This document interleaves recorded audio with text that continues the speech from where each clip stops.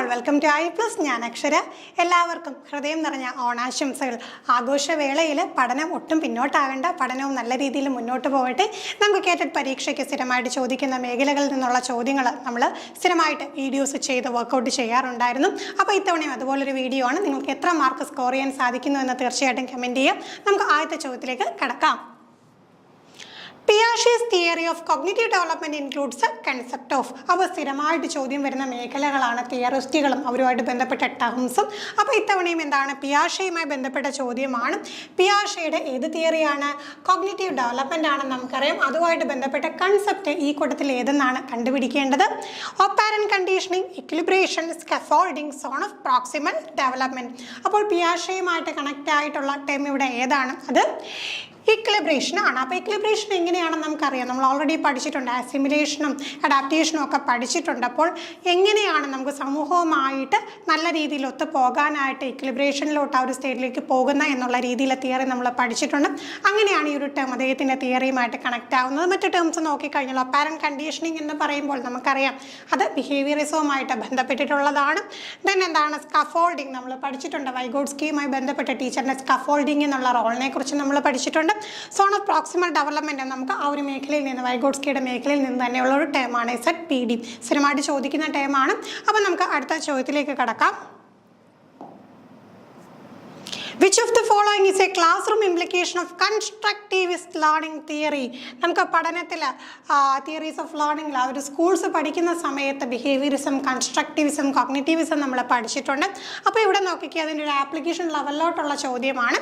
Constructivist learning തിയറിയുമായി ബന്ധപ്പെട്ടിട്ടുള്ള class room implication.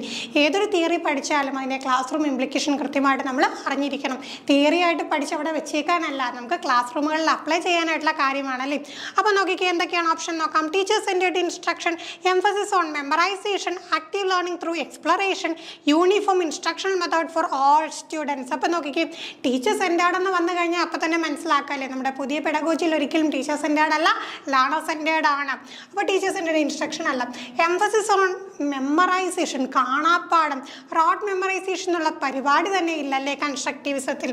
then നോക്കിക്കുക, uniform instructional method for all students. എല്ലാ കുട്ടികളും ഒരുപോലെയാണോ? അല്ല, ഡൈവേഴ്സ് ലേണേഴ്സ് ആണ്, ഡൈവേഴ്സ് ലേണിംഗ് സ്റ്റൈൽ ആവശ്യമാണ്.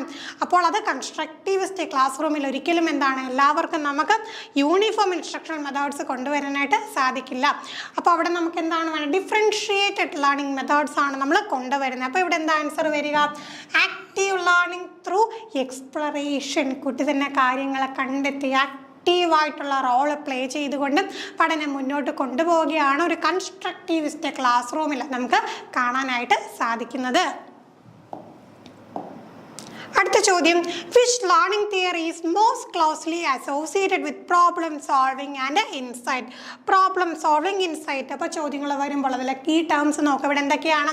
പ്രോബ്ലം സോൾവിങ്ങും ഇൻസൈറ്റും ഏത് തിയറിയുമായിട്ട് ക്ലോസ്ലി അസോസിയേറ്റഡ് എന്നാണ് ചോദ്യം. തിയറീസ് ഏതൊക്കെയെന്ന് നോക്കാം. Gestalt psychology, behaviourism, apparent conditioning, classical conditioning. അപ്പോൾ ഏത് തിയറിയുമായിട്ടാണ് കണക്റ്റ് ആവുന്നത്? നമുക്ക് ഈ ഒരു അപ്പാരന്റ് കണ്ടീഷനിങ്ങും ക്ലാസിക്കൽ കണ്ടീഷനിങ്ങും എന്തുമായിട്ട് ബന്ധപ്പെട്ടുകൊണ്ട് തന്നെ ഉള്ളതാണ്? ബിഹേവിയറിസവുമായിട്ട് ബന്ധപ്പെട്ടുകൊണ്ടുള്ളതാണ്.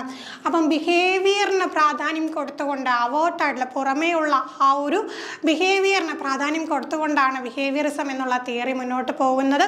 അപ്പോൾ അതിന് ഒരുപാട് കുറവുകളുണ്ടെന്ന് നമുക്കറിയാം. പിന്നീട് അതനുസരിച്ച് കൊണ്ട് എന്താണ്, അതിൻ്റെ കുറവുകൾ നികത്തിക്കൊണ്ട് പുതിയ പുതിയ തിയറീസ് വന്നു.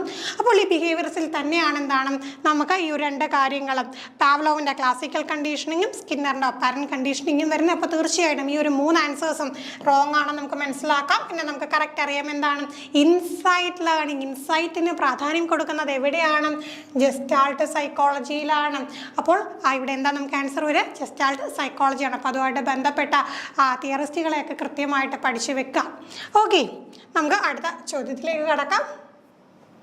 Thorndike's law of exercise suggests that തോൺഡ്രൈക്കിൻ്റെ ഏത് ലോ ആണ്, ലോ ഓഫ് എക്സസൈസ് നമ്മൾ ട്രയൽ ആൻഡ് എറർ തിയറി പഠിക്കുന്ന സമയത്ത് നമ്മൾ പഠിക്കുന്നതാണ്. പല ടൈപ്പ് ഓഫ് ലോസ് പഠിക്കുന്നുണ്ട്, അസോസിയേറ്റ് ലോസ് പഠിക്കുന്നുണ്ട്.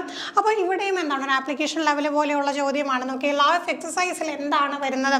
Learning is enhanced by practice, reinforcement is necessary for learning, behaviour is learn through consequences, learning occurs through observation. അപ്പം നോക്കിക്കും, ഇവിടെ നമുക്ക് ഈ ഒരു ലോ ഓഫ് എക്സസൈസ് എന്ന് പറയുമ്പോഴത്തേക്ക് അവിടെ ഏറ്റവും കണക്റ്റ് ആവുന്നത് എന്താണ് എക്സസൈസ് ചെയ്യുമ്പോഴത്തേക്ക് അവിടെ എന്താ വരിക? അവിടെ പ്രാക്ടീസ് ആണല്ലേ.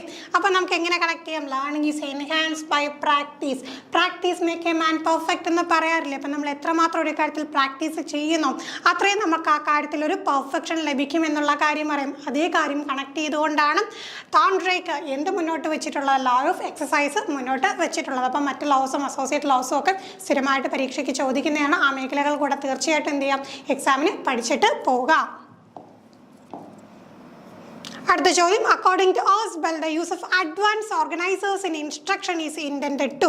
അപ്പം നോക്കിക്കേ, ഡേവിഡ് ഓസ്ബെല്ലിൻ്റെ ഐഡിയ ആണ് എന്ത്? അഡ്വാൻസ് ഓർഗനൈസേഴ്സ് എന്ന് പറയുന്നത്. ആ നമ്മുടെ ഇൻസ്ട്രക്ഷനിൽ എന്താണ് ഇൻറ്റൻഡ് ചെയ്യുന്നതെന്നാണ് ചോദ്യം. ഓപ്ഷൻ നോക്കാം.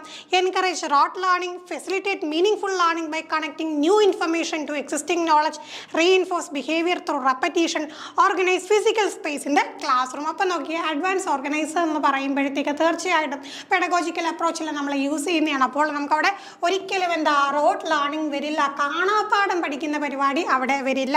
നോക്കിക്കേ, reinforce behaviour through repetition, repeat ചെയ്തുകൊണ്ട് ആ ഒരു പെർട്ടിക്കുലർ ആയിട്ടുള്ള ബിഹേവിയറിനെ റീഇൻഫോഴ്സ് ചെയ്യുകയാണെങ്കിൽ അതൊരിക്കലും അഡ്വാൻസ് ഓർഗനൈസറുമായി ബന്ധപ്പെട്ടതല്ല, ബിഹേവിയറിസവുമായിട്ട് കണ്ടീഷനിങ്ങുമായിട്ട് ബന്ധപ്പെട്ടതാണ്. Organise physical space in the class room, class റൂമിൽ ഫിസിക്കൽ സ്പേസ് കൊടുക്കുക എന്ന് പറഞ്ഞത് ശരി തന്നെ, പക്ഷേ നമ്മുടെ തിയറി ആയിട്ട് ഒരിക്കലും കണക്ട് അല്ല. പിന്നെ എന്താ നമ്മുടെ ആൻസർ വരിക? Facilitate meaningful learning by connecting new information to existing knowledge. Already കുട്ടിക്ക് എന്തറിയാം, പഠിതാവിന് എന്തറിയാം, അതുമായിട്ട് കണക്ട് ചെയ്തുകൊണ്ട് എന്ത് ചെയ്യുന്നു? പുതിയ ഇൻഫർമേഷൻ കൊണ്ടുവരുന്നു. നമ്മളിങ്ങനെ ഒരു ബ്ലോക്ക് വെച്ചിട്ട് മേളിൽ ബ്ലോക്ക് വെച്ചൊരു വാൾ നിർമ്മിക്കുന്ന പോലെ അറിവ് നിർമ്മിച്ചു പോകുന്നു അല്ലേ? ആ ഒരു പരിപാടിയാണ്. പുതിയ ഇൻഫർമേഷനെ ഓൾറെഡി അറിയാവുന്ന പ്രീ എക്സിസ്റ്റിംഗ് നോളജുമായിട്ട് കണക്ട് ചെയ്തുകൊണ്ട് എന്ത് ചെയ്യുന്നു? മീനിങ് ഫുള്ളായിട്ടുള്ള പഠനം, അർത്ഥവത്തായിട്ടുള്ള പഠനമാണ് ഈ ഒരു അഡ്വാൻസ് ഓർഗനൈസറിൽ നടക്കുന്നത്. ആരുടെ ഐഡിയ ആണ്? ഡേവിഡ് ഓസ്ബെലിൻ്റെ ഐഡിയ ആണെന്ന് കൃത്യമായിട്ട് ഓർത്ത് വെക്കുക. അപ്പോൾ ഇന്നത്തെ 5 ചോദ്യങ്ങളിൽ എത്ര എണ്ണം നിങ്ങൾക്ക് കറക്റ്റ് ആക്കാൻ കഴിഞ്ഞുവെന്ന് തീർച്ചയായിട്ടും കമൻറ്റ് ചെയ്യുക. മറ്റൊരു വീഡിയോയിൽ നമുക്ക് വീണ്ടും കാണാം. താങ്ക്